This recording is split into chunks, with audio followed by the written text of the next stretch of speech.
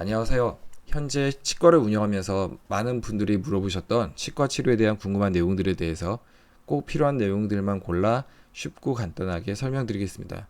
치과에서 물어보고 싶으셨던 다른 내용들도 댓글에 남겨주세요. 오늘은 코골이에 대해서 설명드릴 건데요. 누워서 주무시는 상황을 그린 그림입니다. 이걸 보시면 이제 파란색 그 선을 따라서 숨이 코에서 목 쪽으로 들어가는 걸 보실 수 있는데요. 지금 기도가 넓은 상태로 정상적인 그림이고요. 이게 목젖과 혀 쪽에 살이 뒤로 처지게 되면 기도가 좁아지면서 이쪽에서 드르렁 되는 소리가 나게 됩니다. 그리고 지난번 영상에서도 한번 비슷한 사진으로 설명을 드렸는데요. 그 코가 사실 코에서 나는 소리가 아니라 기도 쪽에서 나는 소리로 살이 처지면 이제 이쪽이 떨리면서 소리가 나게 됩니다. 그러다가 이제 아예 막혀버리면 중간에 숨이 멎게 되는데요. 코를 골다가 숨이 멈추는 거죠. 아마 주변에 코를 심하게 고는 분이 계시면 이렇게 드르렁 드르렁 하다가 중간에 딱 숨이 멈추는 것을 보신 적이 있으실 텐데요. 이게 요즘 문제가 되는 수면 무호흡입니다. 코골이는 아까 설명드린 것처럼 코 속에서 나는 소리가 아니라 코 뒤쪽에서 좀 더 아래쪽인 기도에서 발생하는 소리입니다. 가끔 코 고는 소리가 너무 크신 분들도 계신데 저희 환자분들 중에서는 코골이 때문에 층간소음으로 윗집에서 시끄럽다는 말을 들으신 분도 계세요. 이런 걸 해결하기 위해서 이제 코골이 장치를 하고 나시면 뭐 소리가 완전히 없어진 건 아니지만 많이 줄어서 이제는 다른 집에서 들리진 않는다고 하셨습니다. 이제 이런 코골이의 소리 코골이 소리 이외에 코골이가 이제 또 하나 문제점은 아까 설명드린 것처럼 수면 무호흡인데요.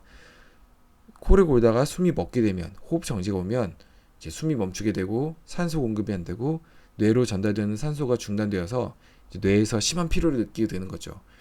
그래서 잠을 잤는데 개운하지 못하고 더 피곤하고 낮에 졸리고 피로 회복이 되지 않는 심한 문제를 가지고 오게 됩니다. 이런 문제를 확인하기 위해서는 수면 검사를 받게 되시는데요. 손목이나 손가락, 손목, 손가락, 목, 가슴 같은 또 머리에 센서를 달아서 산소 포화도 그리고 호흡, 소리, 뇌파 등을 체크하게 됩니다. 이제 이렇게 확인을 받으시고요. 치과에서는 코골이 장치라는 걸 통해서 이런 코골이와 산소 무호흡증을 해결하고 있는데요.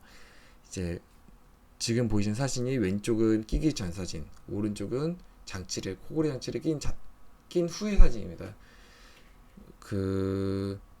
목 쪽에 기도가 넓어진 사진을 보실 수 있는데요. 보기 좋게 이제 화살표를 설명을 드리면요. 왼쪽에 있는 그림에서 화살표 안에 사이에 있는 까만 선이 기도가 좁아져 있는 사진이고요.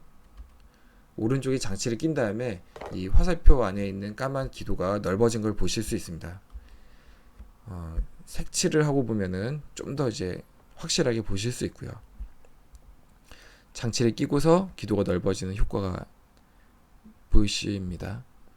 간단하게 그림으로 그려보면 이제 뒤쪽에 기도가 좀 좁아져 있는 걸 코골이 장치를 낀 다음에 턱을 당겨서 그 주변 사이드를 앞으로 끄집어내서 기도가 넓어진 걸 보실 수 있습니다. 이렇게 해서 코골이 장치를 통해서 기도를 확장시켜서 코골이 소리를 줄이고 수면 무호흡을 이제 감소시키는 효과를 가져오게 됩니다. 네, 이상입니다. 감사합니다.